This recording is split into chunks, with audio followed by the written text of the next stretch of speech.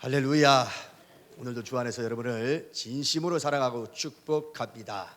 오늘도 구호 한번 외치고 말씀을 들읍시다. 세 가지 구호 이제 익숙해졌을지 모르겠어요. 자, 해봅시다. 시작. 나는 갈수록 잘 된다. 나는 건강하다. 나는 행복하다. 아멘. 예, 믿고 외쳤기 때문에 여러분은 그대로 이루어질 줄로 믿습니다. 금년이 종교개혁 503주년입니다.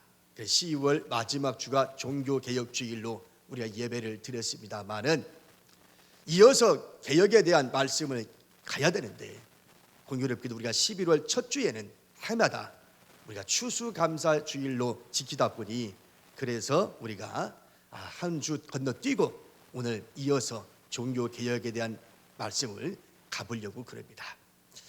왜 이 종교개혁을 지금에서 다시 한번 이 개혁에 대한 이야기를 할 수밖에 없느냐? 지금 시대가 오늘 우리에게 요청하는 것이며 또 시대적 사명이기 때문에 우리가 이 개혁에 대한 이야기를 다시 한번 이야기할 수밖에 없습니다. 정치, 사회, 경제 모든 면에서도 우리가 지금 개혁을 지금 이야기하고 있잖아요. 교회도 역시 마찬가지라는 겁니다. 이것은 시대적 요청입니다. 우리의 시대적 소명입니다. 그런 측면에서 오늘 우리는 이 개혁에 대한 이야기를 다시 한번 또 들어야 할 줄로 믿습니다. 사실 이 종교개혁에서 세 가지 중요한 것을 우리가 좀 외쳤어요. 지난번 이야기하면서 뭡니까? 오직 믿음, 오직 말씀, 오직 은혜, 이 세 가지가 종교개혁자들이 주창했던 그런 슬로건이었습니다. 이 세 가지를 가지고서 로마 카톨릭을 향하여 반박을 하고 그리고 개신교라고 하는 개혁주의로 이 세상에 나오게 됐던 것이었죠. 사실은 이 개혁이라고 하는 것이 뭐냐? 오늘 저와 여러분이 지금 속하고 있는 이 교회는 어떤 교회냐? 개혁교회예요. 개혁교회. 그래서 오늘 제목이 뭐라고 되어 있어요? 제목이 설교 제목이 개혁된 교회는 끊임없이 개혁되어야 합니다. 이것이 오늘 설교의 제목입니다. 개혁된 교회는 끊임없이 개혁되어야 된다. 여러분, 종교개혁이 끝난 것이 아니라 지금도 이어져야 된다는 얘기고 끊임없이 지속되어야 한다는 얘기예요. 따라서 오늘 우리가 지금 제목과 같이 개혁된 교회는 끊임없이 개혁되어야 한다는 이 말씀은 우리 장로교회 운동입니다. 저와 여러분이 속해 있는 이 장로교회 운동이 바로 이 말씀입니다. 그러니까 이 말씀은 중단된 것이 아니라는 것이요. 끊임없이 개혁되어야 된다. 여러분, 제가 요즘에 읽고 있는 책이 죽으러 오신 예수, 죽이러 오신 예수라고 하는 책입니다. 책 제목이 좀 심상치 않죠? 죽으러 오신 예수, 죽이러 오신 예수. 여러분, 우리 주님은 이 땅에 오실 때에 죽으러 오셨어요. 우리는 모두가 살기 위해서 오셨는데 우리 예수님이 이 땅에 태어날 때부터 나는 이 땅에 올 때 죽으러 오셨단 말이에요. 왜 우리 주님이 죽으셨느냐? 여러분, 신학적으로 이야기하면 우리의 인류의 모든 죄를 속죄하고 대속의 죽음을 죽기 위해서 죽었다. 이건 신학적 얘기예요.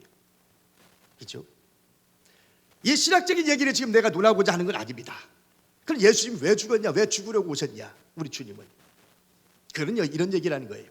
이 세상에 살면서 죽어야만 우리는 살 수 있다라고 하는 것을 우리 주님은 우리에게 보여주시기 위하여 주님이 죽으셨다는 거예요. 이 세상에 살기 위해서 우리는 어떻게 한다? 내가 죽어야만 살 수 있는 세상이다, 그 말이에요. 내가 살아서 살 수 있는 세상이 아니라 내가 이미 죽어야만 살 수 있는 세상이 이 세상이라는 거예요. 하나님이 만드셨을 때 이 세상 그런 세상으로 만들었다는 겁니다. 그런데 우리 사람들이 잘 안 죽어요. 살라고만 하지 죽으려고 하지는 않아요. 죽어야만 살 수 있는데 안 죽어요. 그래서 우리 주님이 어떻게 오셨냐? 죽이려고 오셨어요. 죽이려고. 안 죽으니까. 그래서 우리 주님은 실제로 다른 사람을 죽일 수는 없으니까 내가 죽은 거야. 그러면 다른 사람을 살린 거예요. 그러면서 죽어야만 살 수 있는 것이다라고 가르쳐 주면서 또 자신의 어떤 교만한 번뇌를 또 맹목적인 순종을 요구하는 그런 것들을 사람들을 살아가는 사람들에게 죽이기 위해서 오셨다는 거예요. 여러분, 정말 우리는 믿는 사람은 특히나 종교 지도자들은 예수님이 가셨던 그 길을 우리는 갈아야 되는데 안 죽으려고 하잖아요. 존경받기만을 원하잖아요. 그냥 대접받기만을 원하잖아요. 이런 측면에서 그냥 맹목적인 순종만 요구하니까 자신의 거짓말을 내세우면서, 그래서 그런 사람들을 향하여 우리 주님은 독사의 자식들아 외치면서, 바리새인들과 서기관들아 하면서 외치면서 당시 종교 지도자들에게 일갈했습니다. 그런 사람들에게는 우리 주님이 죽이려고 오신 거예요. 그렇다고 실제로 살인한 건 아니었지만. 그래서 오늘 이 저자는요, 우리에게 분명한 메시지를 전해줍니다. 서문에서 그는 우리에게 이렇게 얘기해요. 우리가 바뀌면 세상의 절반이 저절로 변화될 수 있다. 하나님의 자녀 한 사람과 그들로 이루어진 공동체가 얼마나 소중한가.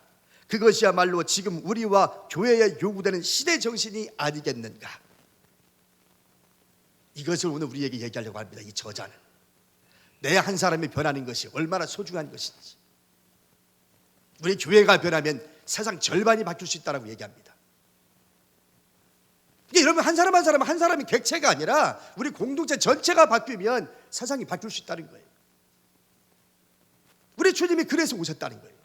죽으러 오셨고 죽이려고 오셨다. 오늘 본문에 읽었던 이 골로새서는요, 사도 바울이 로마 감옥에 있을 때에 쓰었던 편지입니다. 그래서 이걸 가리켜 뭐라고 그러냐면 옥중서신이라고 얘기하죠. 감옥에서 보낸 편지다 그래가지고. 사실 이 골로새 교회는 바울이 개척한 교회는 아닙니다. 일면식도 없습니다. 하지만 로마 감옥에 있으면서 그 골로새 교회의 소식을 듣게 됩니다. 이 골로새라고 하는 지역은요, 당시 이방 종교가 성행했던 곳이었고 여러 가지 면에서 발달됐는데요, 그런 마술이라든지 신비주의라든지 금욕주의라든지 막 이런 것들이 발달된 도시가 어디냐면 골로새 지역이라는 곳입니다. 이런 곳에 골로새 교회가 건축이 됐으면 이런 곳에서 그 교회가 할 일이 뭐냐? 저 이방 문화를 바꿔야 되고, 당시 잘못돼 가고 있는 그 사회를 변혁시켜 나가야 되고, 그것이 교회가 할 일인데 세상의 문화가 교회 안으로 들어오고 세상의 그 이단들이 하고 있는 그 일들이 교회 안에까지 들어와서 예수 그리스도에 대한 어떤 권위와 이것들이 점점 엷어지고 있더라는 거죠. 로마 감옥에서 바울은 그 소식을 듣게 됩니다. 그래서 얼마나 마음이 아팠는지 몰라요. 비록 내가 개척한 교회는 아니었지만 그래도 하나님의 교회가 그래서는 안 되는데, 하나님의 교회는 어디에 있든지 간에 어느 시대에 있든지 간에 끊임없는 개혁을 통해서 이 사회를 변혁시켜 나가야 되고, 그리고 사람들을 변화시켜 나가야 되는 것이 교회가 할 일이거늘 골로새 교회가 그렇지 못하고 있는 모습을 바라보면서 그는 붓을 들지 아니할 수가 없었던 것이죠. 그래서 편지를 쓴 것이 골로새서입니다. 세상에 타협하지 말고 굴복하지 말고 이 세상을 변혁시켜 나가라, 개혁해 나가라. 이것이 바울의 편지 내용입니다. 그래, 그리스도의 우월성을 얘기하면서 우리 주님은 이 땅에 오실 때 그런 목적을 갖고 오셨으니 교회도 마땅히 예수님을 닮아가면서 이 세상을 변화시켜 나가야 한 사명이 있다라고 하는 것을 얘기하는 것이죠. 그러기 위해서 세 가지를 얘기합니다. 오늘 말씀에서 그 첫 번째가 뭐냐? 우리의 생각과 마음을 바꾸라는 거예요. 우리의 생각과 마음을 바꾸어라. 오늘 말씀 보겠습니다. 1절 갑시다. 1절에 이렇게 시작하죠. 위의 것을 찾으라. 거기는 그리스도께서 하나님 우편에 앉아 계시느니라. 그렇게 이야기하죠. 위의 것을 찾으라. 여러분, 이 위의 것이 뭐예요? 위의 것, 하나님의 나라죠. 하나님의 나라. 거기에 누가 앉아 있다고 해서 지금 거기에 누가 앉아 계세요? 예수 그리스도 하나님 우편에 앉아 계시느니라. 그러니까 하나님 나라죠. 저 천국이지요. 그런데 오늘 말씀하기를 그렇게 이야기합니다. 위의 것을 찾으라 라고 이야기하는 것이죠. 그러면서 2절 말씀에 보면 이렇게 이야기하죠. 위의 것을 생각하고 땅의 것을 어떻게 하라고요? 생각하지 말라라고 얘기합니다. 여기 중요한 단어가 나오죠. 생각이라고 하는 단어. 위의 것을 생각하고 땅의 것을 생각하지 말라. 생각이라는 말이 두 번 나오죠. 근데 이 생각이라는 말을요, 영어로 어떻게 번역을 했는가 했더니, 생각이 뭡니까? 영어로 think잖아요. think가 영어로 생각인데, 이 영어 성경에 오늘 여기 본문은 어떻게 번역을 했느냐 하면 think로 번역하지 아니하고 mind로 번역을 했어요. mind로 번역을. 그래서 생각이 단순한 우리가 생각하는 이 생각이 아니라 마인드로 번역을 했기 때문에 이 마인드는 뭐냐면 관점입니다. 마음입니다. 그러니까 오늘 이 위의 것을 생각하고 땅의 것을 생각하지 말라라고 하는 이 말씀은 지금까지 이 땅만 생각하고 살았다면, 땅 위에만 관심을 갖고 살았다면 이제는 저 하늘나라 생각하고 살아라, 저 하나님 나라의 관점을 가지고 살아라, 이런 얘기를 지금 하고 있는 거예요. 골로새 교인들에게 예수 믿으면 첫 번째로 할 일이 뭐냐? 우리의 관점을 바꿔라, 우리의 관심을 바꾸라 이거예요. 지금까지 세상에 관심 가지고 살았다면 얘가 예수님을 믿음과 동시에 우리는 관심을 어디에 둬라? 하늘나라에 둬라, 천국에 둬라. 영적인 것에 관심을 가져라, 세상적인 것에 관심 갖지 말고. 이거 첫 번째 할 일이라는 거예요, 예수 믿는 사람이. 이 얘기를 지금 먼저 바울이 얘기하고 있는 거예요. 여러분, 우리 삭개오가 한번 생각해 보십시다. 삭개오는 키가 작은 가운데서 여러 가지 힘들게 살았던 사람인데 예수님이 오시자 자기 집으로 영접을 했죠. 영접을 하면서 삭개오는 뭐라고 이야기하냐면 이렇게 이야기합니다. 누가복음 19장 8절 말씀 보면 삭개오는 주님 앞에 일어서서 말하였다. 선생님, 제 재산의 절반을 가난한 사람들에게 주겠습니다. 그리고 만일 제가 세금을 누구에게 더 부과한 것이 발견되면 제 돈으로 4배를 갚겠나이다 라고 얘기하죠. 여러분, 삭개오는 누구예요? 세리장이었죠. 세무공무원. 이 세무공무원이었는데 당시에 세리공무원으로서 어떻게 살았느냐? 떳떳하게 살지 못했어요. 자기 동족들의 세금을 많이 거두어 들여가지고 바칠 것만 바치고 나머지는 자기 호주머니에 채웠단 말이에요. 그랬던 이 삭개오가 예수님을 만나면서 뭐라 그래요? 선생님, 내 재산을 팔아서 가난한 사람들에게 나눠 주겠으며 내가 혹여라도 착복을 했거나 부정을 저지른 것이 있거든 4배를 내가 갚겠습니다, 이렇게 얘기하죠. 사실 예수님 만나기 전에 이 삭개오는 어떻게 살았어요? 세상에만 관심을 두고 살았어요. 출세하는 데만 관심이 있었어요. 돈 버는 데만 관심이 있었어요. 그런데 예수님을 만나니까요, 바뀌었어요. 이제는 그 세상적인 물질이 중요한 게 아니라 저 하나님의 나라, 예수님이 소중하다는 것을 알았어요. 이것이 예수 믿으면 첫 번째로 등장하는 삶의 변화인 겁니다. 오늘 우리가 개혁이라고 이야기할 때 너무 거창하게 생각할 수 있을지 모르겠지만 거창한 것이 아니라 오늘 우리의 관심을 저 하나님 나라의 관심으로 바꿔주고 살면 되는 거예요. 아멘입니까? 너무 어렵게, 너무 거창하게, 정말 심각하게 받아들이지 마시고 내 삶 속에서 지금까지 내가 땅에만 관심을 가졌다면, 세상 물질에만 관심을 가졌다면 이제부터는 영적인 것에 관심을 갖고 저 하나님 나라에 관심을 갖고 살자. 할렐루야. 이렇게 하면 첫 출발을 하는 거예요. 첫 출발을 하는 거예요. 이 개혁적 인물입니다. 그래서 사무엘 스미스라고 하는 사람은 아주 유명한 사람인데 이 사람은 이렇게 얘기합니다. 생각을 심으면 행동을 거두고, 행동을 심으면 습관을 거두고, 습관을 심으면 성품을 거두고, 성품을 심으면 운명을 거둔다. 그래요. 오늘 우리가 이 생각, 어떤 생각을 가지고 살 것이냐, 어떤 마음을 가지고 살 것이냐, 이게 중요하다는 거죠. 그래서 생각을 심으면 행동을 거두고, 행동을 심으면 습관을 거두고, 습관을 거두면 뭐를 거둬요? 성품을 거두고, 성품을 심으면 뭐를 거둬요? 운명을 거둔다. 그래서 우리의 생각이 이렇게 중요한 거, 우리의 마음가짐이 이렇게 중요한 거, 이것이 우리가 첫 번째 해야 할 일이다.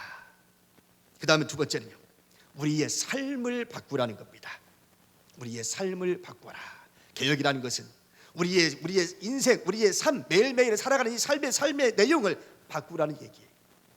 말씀 들어가 봅시다. 자, 5절 말씀 볼까요? 5절 들어갑니다. 5절 보면 땅의 것을 지체를 죽이라고 이야기하면서 몇 가지 열거를 합니다. 몇 가지 열거를 하는데 뭘 열거합니까? 곧 음란과 부정과 사욕과 악한 정욕과 탐심이니 탐심은 우상 숭배니라, 이렇게 얘기하죠.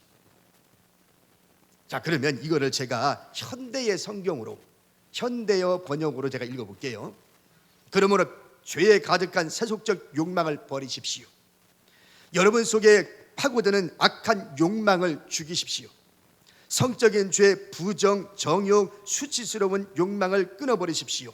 이 세상의 금전과 쾌락을 흠모하지 마십시오. 그것은 우상 숭배입니다. 좀 더 실감 나지요? 현대의 번역으로 읽으니까 그래요. 몇 가지 열거되고 있잖아요. 정말 오늘 우리의 일상 속에서 이런 일들을 다 벗어버려라. 에? 부정한 거 버리고, 음란도 버리고, 사욕도 버리고, 정욕도 버리고 다 버려라. 우리의 삶을 바꾸지 않으면 안 된다. 이 말씀을 또 8절에도 또 나옵니다. 8절 갑시다. 8절에 또 뭐라고 되어 있어요? 곧 분함과 노여움과 악의와 비방과 너희 입에 부끄러운 말이라. 이것 또한 현대의 성경으로 제가 읽어볼게요. 그러나 지금은 분노와 증오와 저주와 더러운 말과 같은 때 묻은 옷을 벗어버릴 때다. 이렇게 되어 있어요. 이 전부 이게 뭐예요? 이게 우리 일상에서 벌어지는 일들이잖아요. 우리 삶 속에서 행동하는 행동에 대한 이야기잖아요. 이것들 다 어떻게 하라는 거예요? 버리라는 거예요. 분함, 분노, 노여움, 악의, 비방, 증오스러운 말, 이런 부정적인 말, 혐오스러운 말, 다른 사람들에게 상처 주는 말, 이런 것들을 버리지 않으면 우리는 개혁될 수 없다, 그 말이에요. 오늘 저와 여러분을 부르신 목적은 뭐예요? 하나님이 우리를 성도라고 부르죠. 성도. 여러분, 내가 여러분들 부를 때 어떻게 불러요? 아무개 성도님 이렇게 부르잖아요. 성도가 뭐예요? 성도가 거룩한 길을 가는 사람을 가리켜서 성도라고 부릅니다. 오늘 아브라함을 부르시고 오늘 저와 여러분을 부르신 이 부름의 목적은 어디에 있느냐? 내가 거룩하니 너희도 거룩할지어다. 그거요. 응? 내가 거룩하니 너희도 거룩할지어다. 그러니까 오늘 우리의 인생에는요, 하나님을 믿는 사람에게 있어 중요한 것은 뭐냐? 거룩성이에요. 거룩성. 이 거룩성이 회복되어야만 된다라고 이야기하는 겁니다. 그게 무슨 얘기요? 삶을 바꿔야 된다는 얘기지. 삶이 바뀌지 않는 한 우리는 개혁될 수가 없다는 거예요. 그래서 삶을 먼저 바꿔라. 여러분, 존 F 케네디 대통령의 아버지의 그 말을 좀 소개해 보려고 그럽니다. 이 사람은 지금은 양조장을 했습니다. 양조장. 양조장이 뭐예요? 술 만드는 집이죠. 술 만드는 직업. 존 F 케네디 대통령의 아버지는 술 만드는 직업을 가지고 있었습니다. 양조장을 운영했기 때문에. 그래서 양조장에 술을 만들어서 팔아서 거부가 됐어요. 부자가 됐어요. 그러니까 돈이 많다 보니까 자식들은 공부를 열심히 잘 시켰어요. 그렇죠? 그래서 그의 아들에게서 대통령 하나가 나왔고, 그리고 미국의 정계에 아주 유명한 사람이 나왔고 그랬습니다. 그런데요, 그랬던 이 가문이 어떻게 됐습니까? 존 F 케네디도 총살로 암살당했죠. 암살당했습니다. 그의 동생이었던 그 로버트 케네디도 총탄에 암살을 당합니다. 그리고 막내 아들, 세 번째 아들은 이 에드워드 케네디는 중풍병으로 식물인간이 되었습니다. 그러니까 집안이 그냥 망해버린 거예요. 대통령이 나왔으니까 다들 막 찬사를 보내고 박수치고 막 그랬겠지. 양조장 아버지 아들이 대통령까지 됐으니까, 미국의 유명한 대통령까지 됐으니까 얼마나 박수쳤겠습니까? 그런데 얼마 못 갔죠? 암살당해 죽었습니다. 그의 동생도 역시 마찬가지입니다. 그 마지막 셋째 아들도 중풍병에 걸려가지고 식물인간 됐습니다. 그러니 아버지 입장에서 뭐예요? 자기보다 다 먼저 갔잖아. 그리고 남아있는 아들마저도 식물인간 돼버렸잖아. 이게 인생의 행복입니까? 그래서 이 아버지가 생각을 하는 거예요. 도대체 왜 나한테, 우리 가문에 이런 일이 벌어졌을까? 이건 어디까지나 이거는 개인적인 겁니다. 이거 보편화 시킬 수는 없어요. 이 개인이 자신의 신앙 고백이니까 아버지가 생각을 하면서 이렇게 생각을 합니다. 내가 술을 만들어서 다른 여러 많은 가정들을 파괴시켰더니 하나님께서 내 가정을 파괴시켰구나. 정말인지 아닌지는 하나님밖에 몰라요. 이거 누구나 그걸 갖다가 가지고서 막 여기저기 막 들이대면 안 됩니다. 그거는 본인이 고백한 거니까, 스스로가 내가 술을 만들어 팔면서 많은 가정들을 파괴시켰더니 하나님께서 내 가정을 이렇게 파괴시켰구나. 그래서 그는 양조장을 그만두고 예수님을 믿었다라고 간증합니다.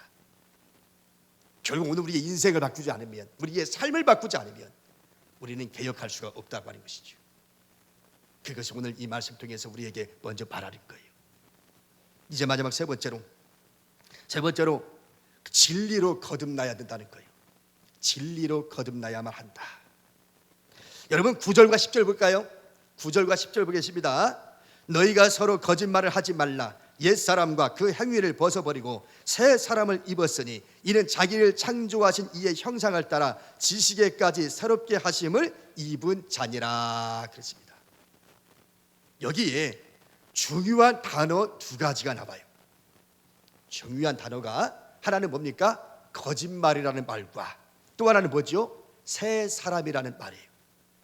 거짓말과 새 사람, 이 아주 중요한 단어 두 가지가 나옵니다. 그런데 여기 사실은 이 말이라는 것이 뭡니까? 말.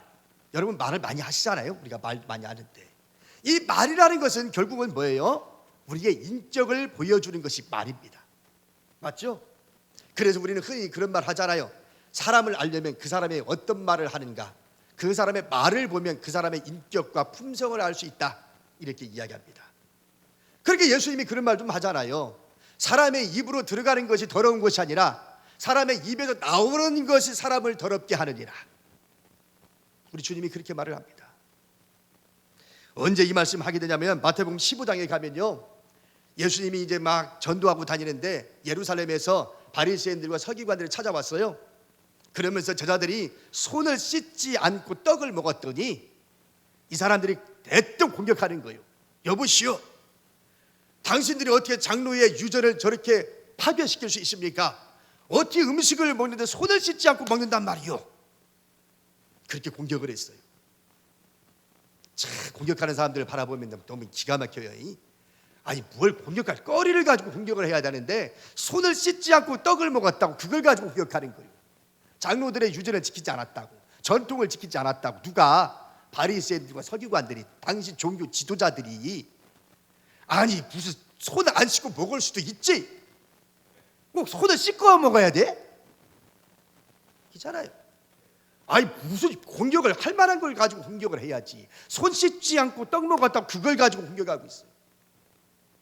그래서 그 말을 듣고 우리 예수님이 하신 말씀이요, 제자들과 거기 둘러선 사람들한테 입으로 들어가는 것은 배로 들어가 뒤로 나오니까 더럽게 하는 것이 아니다. 다만 입에서 나오는 것이 더럽게 하느니라. 맞죠? 바로 그런 거예요. 그 사람의 말을 보면 그 사람의 인격과 품성을 알 수 있단 말이에요. 자, 그런데요, 이 말이 뭡니까? 이 말이 진리입니다. 진리. 성경에서 말하는 진리는 뭐예요? 예수 그리스도죠. 종교 개혁자들은 왜 종교 개혁을 이루었습니까? 로마 카톨릭이 하나님의 말씀에서 멀어졌기 때문에, 진리에서 멀어졌기 때문에, 거짓말을 일삼고 거짓된 종교가 타락됐기 때문에 그래도 종교 개혁을 일삼은 거잖아요. 말씀에 입각해서 잘 갔더라면, 거짓말하지 않고 잘 갔더라면 종교 개혁이 왜 필요했겠습니까? 근데 로마 카톨릭이 그렇지 않았거든요. 그래서 종교 개혁자들은 이래서는 안 된다 싶어서 말씀으로 돌아가라, 오직 말씀, 이렇게 외치면서 말씀을 강조했던 겁니다. 말씀만이 우리를 살릴 수 있다라고 이야기하는 것이죠. 그런 측면에서 오늘 말씀에 보니까 그렇게 이야기하고 있습니다. 10절 말씀에 보십시오. 10절 말씀 제가 읽고 또 한번 현대의 번역으로 읽어볼게요. 10절 봅니다. 새 사람을 입었으니 이는 자기를 창조하신 이의 형상을 따라 지식에까지 새롭게 하심을 입은 자니라. 그렇게 돼 있죠. 현대의 번역으로 읽어볼게요. 여러분은 완전히 새 사람으로 살고 있습니다. 새 사람은 계속해서 옳은 일을 더욱더 배우려 하고 여러분 속에서 새 생명을 창조하며 주신 그리스도를 닮은 자가 되고 부단히 노력하고 있습니다. 그랬어요. 이거 분명히 나오죠? 그리스도를 닮은 자가 되려고 부단히 노력하는 자가 되어야 됩니다. 그리스도를 닮고 부단히 노력해야 된다. 주님을 닮기 위해서. 이게 뭐예요? 이것이 바로 진리입니다. 내가 곧 길이요 진리라고 우리 주님이 이야기한 것처럼 진리 대신 예수님으로 말미암아 우리는 어떻게 할 수 있다? 거듭날 수 있다라고 얘기하는 거예요. 위의 것을 찾으라. 결국 우리에게는 내가 개혁될 수 있는 힘이 나한테는 없다는 거예요. 그래서 찾으라고 얘기하고 구하라고 얘기하는 것은 뭐냐면 예수님으로 말미암아 우리는 거듭날 수 있기 때문에 그렇게 이야기하고 있는 거예요. 이제 결론을 한번 내려볼게요. 여러분, 말씀을 준비하면서 빛과 소금의 교회 담임 목사인 최삼경 목사님이 글을 하나 올렸어요. 한국 교회가 개혁만 한다면 이라는 제목으로 글을 좀 썼습니다. 아주 장문의 글을 썼더라고요. 한국 교회가 개혁만 할 수만 있다면 하면서 최삼경 목사님이 글을 썼는데 우리 한국교회에 그래도 개혁을 외치는 많은 사람들이 있지만 그 중에 그래도 앞장서서 외치는 사람 중에 하나가 최삼경 목사입니다. 그런데요, 이분이 이렇게 고백을 해요. 내가 개혁을 이렇게 많이 외치지만 항상 그런 발언을 할 때마다, 그 운동을 할 때마다 두 가지를 생각한다는 거예요. 두 가지를. 왜? 이제 두렵고 떨리는 일이거든요. 그 두 가지가 뭐냐? 첫 번째는 과연 내가 개혁을 말할 수 있는 나한테 자격이 있느냐 이거예요. 그렇죠? 이분이 이런 얘기를 할 때마다 고민하는데, 두 가지를 고민하는데, 하나는 뭐라고요? 과연 내가 개혁을 얘기할 수 있는 자격이 나한테 있느냐. 맞죠? 그럼 할 말 없잖아요. 나한테 개혁을 말할 만한, 나한테 그럴 만한 자격이 나한테 있느냐. 그 다음 두 번째로, 내가 개혁을 그렇게 외치지만 내가 외치는 그 개혁이 한국교회의 이익이 아니라 오히려 해를 끼치는 것은 아닐까. 그렇죠? 얼마든지 생각할 수 있는 얘기잖아요. 해를 끼치는 것은 아닐지. 이 두 가지를 늘 염두에 두면서 생각을 하면서 이 개혁 운동에 자기도 힘을 쏟고 있다는 거예요. 그만큼 개혁이라고 하는 것은 뭐예요? 힘들다는 거죠. 여러분, 오늘 우리 사회에 검찰 개혁, 사법 개혁, 여러 가지 개혁에 대한 이야기를 많이 합니다만은 개혁이 쉬워요, 어려워요? 어렵죠. 이 최삼경 목사님이 글을 쓰면서 공부를 해봤더니 지금 검찰 개혁이라는 화두가 우리 사회에 다 덮고 있는데, 이 검찰 개혁이라는 것은 진보 정권에서만 추진했던 것이 아니었다는 것에서 깜짝 놀랐답니다. 노무현 정권은 말할 것도 없고, 김영삼 정부, 이명박 정부, 박근혜 정부에서도 검사 개혁에 대해서 노력했다는 말이에요. 안 한 게 아니었다는 거. 우리는, 여러분들은 맨날 진보 정권에서만 그렇게 한 걸로 생각하시잖아. 실질이 아니었다 그 말이에요. 근데 모두가 다 어떻게 했어요? 실패했어요. 다 못했어요. 왜? 우리나라는 검찰공화국이기 때문에. 지금 벌어지는 일들을 가만히 보십시오. 대통령 위에 검찰이 있음이 확연하게 보여주고 있잖아요. 검찰공화국이라고 일컬어질 수 있을 만큼의 지금 이 사회가 가고 있잖아요. 그러니까 진보 정권에서만 한 게 아니라 보수 정권에서도 늘상 해왔던 일이라는 거야. 그걸 보면서 깜짝 놀랐다는 거예요. 아, 이렇게 힘든 거구나, 개혁이라고 하는 것이. 하물며 한국교회 개혁하자? 마찬가지요, 여러분. 한국교회도요, 개혁이라는 말을 그렇게 많이 외치고 있지만요, 쉽지가 않아요. 어려워요, 여러분. 쉴 수 없이 진행되어야 하지만 그 어떤 누구도 장담할 수 없고 쉽지 않은 사업입니다. 그러나 우리는 끊임없이 개혁된 교회는 개혁되어야만 합니다. 어떻게 해요? 우리의 마음과 생각을 바꿔야 되고, 우리의 삶을 바꿔야 되고, 또요, 진리로 우리는 거듭나야 되고, 그리고 오늘 우리의 말씀의 제목처럼 개혁된 교회는 끊임없이 개혁되어야 한다, 이런 믿음을 가지고 나부터 개혁을 앞장서 나가는 그와 저와 여러분들에게는 이 말씀으로 축원합니다. 기도하겠습니다. 당신은 소중한 사람, 당신은 존귀한 사람, 이 세상에 하나뿐인 당신은 너무나도 소중한 사람. 그런 당신을 사랑해요, 사랑해요. 그런 당신을 축복해요. 사랑받기에 합당한 당신을 주의 이름으로 사랑합니다. 그런 당신을 사랑해요. 그런 당신을 축복해요. 사랑받기에 합당한 당신을 주의 이름으로 사랑합니다.